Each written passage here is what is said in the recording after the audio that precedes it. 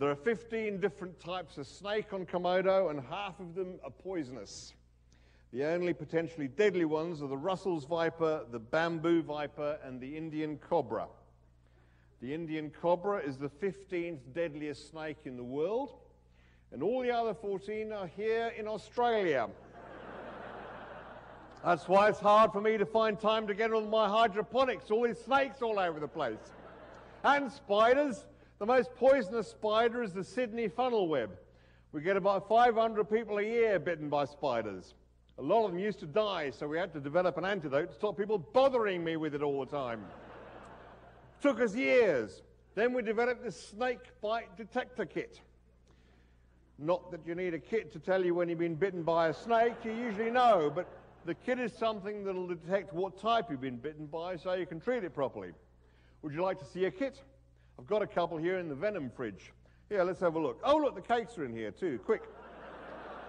Have one while they're still fresh. Fairy cakes, a bite to myself.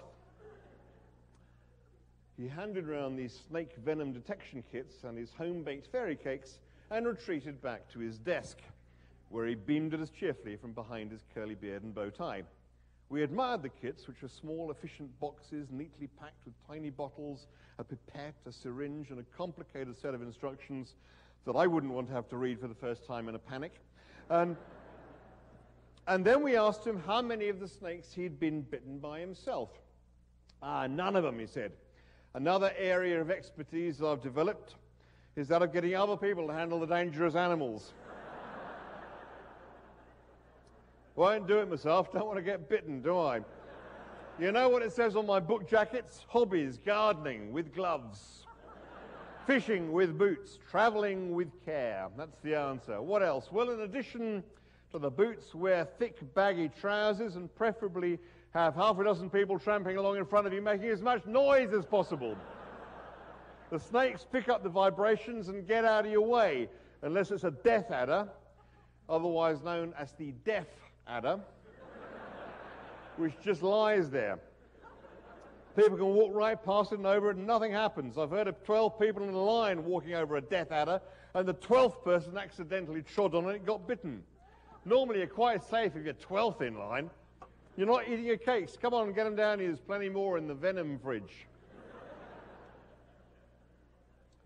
We asked tentatively if we could perhaps take a snake bite detector kit with us to Komodo. Of course you can, of course you can. Take as many as you like.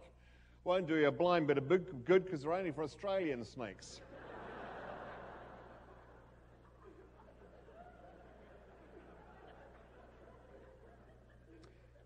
So what do we do if we get bitten by something deadly then? I asked. He blinked at me as if I was stupid. Well, what do you think you do, he said. You die, of course. That's what deadly means.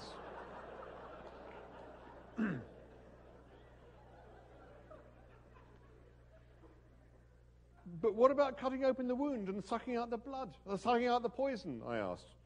Well, rather you than me, he said.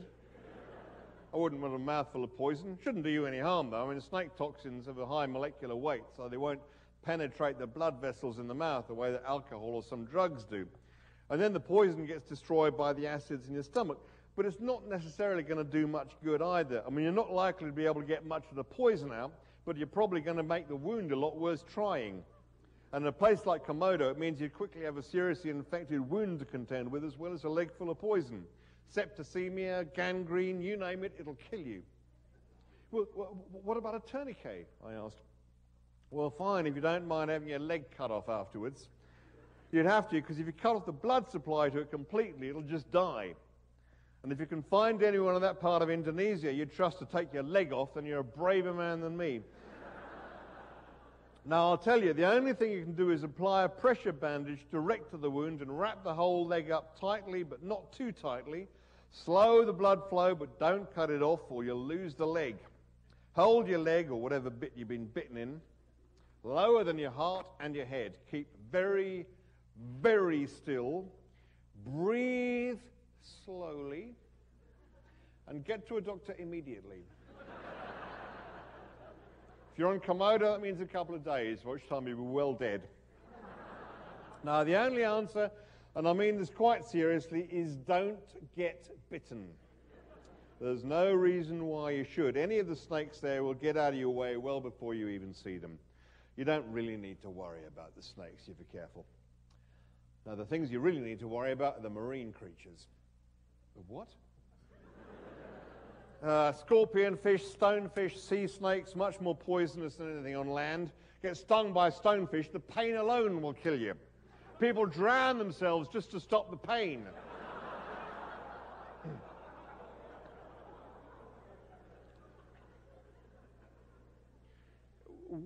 Where are all these things? Oh, just in the sea. Tons of them. I wouldn't go near it if I were you. Full of poisonous animals. Hate them. Is there anything you do like? Yeah, he said, hydroponics.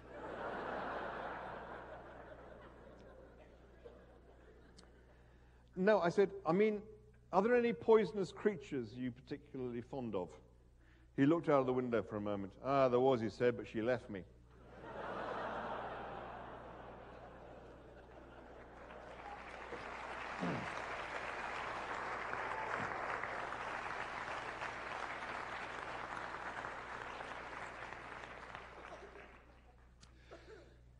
Anyway, in fact, my favorite of all the animals we went to see, my favorite was an animal called the kakapo. And the kakapo is a kind of parrot. It lives in New Zealand. It's a flightless parrot. It's forgotten how to fly. Sadly, it has also forgotten that it's forgotten how to fly. So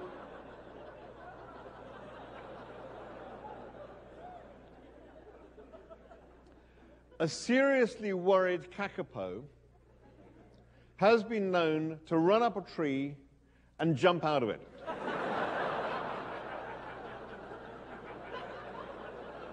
Opinion divides as to what next happens. Some people say it has developed a kind of rudimentary parachuting ability. Other people say it flies a bit like a brick. But the thing is, when I talk about a seriously worried kakapo, the fact is you're not likely to find a seriously worried kakapo because kakapos have not learnt to worry. Now, it seems an extraordinary thing to say because worrying is something we're all so terribly good at and which comes so absolutely naturally to us. We think it must be as natural as breathing. But it turns out that worrying is simply an acquired habit like anything else. And it's something you're genetically disposed to do or not to do. And the thing is that the kakapo grew up in New Zealand, which was, until man arrived, a country which had no predators. And it's predators that over a series of generations will teach you to worry. And if you don't have predators, then the need to worry will never occur to you. Now, I said earlier that New Zealand turns out to be just a lot of gunk that came up from under the ocean. And this is why, when it emerged, it didn't have any life on it at all, maybe a few dead fish.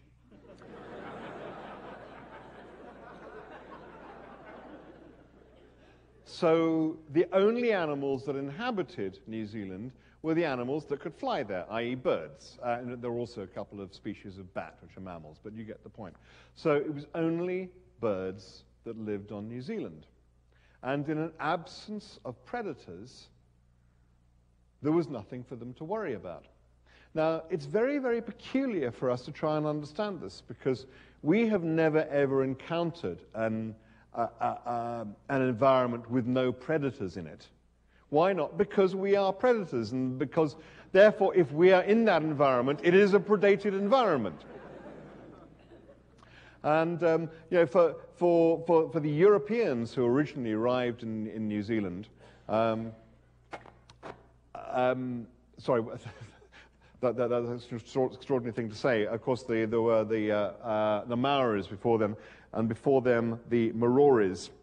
The Maoris ate the Maoris, and then the Europeans came along.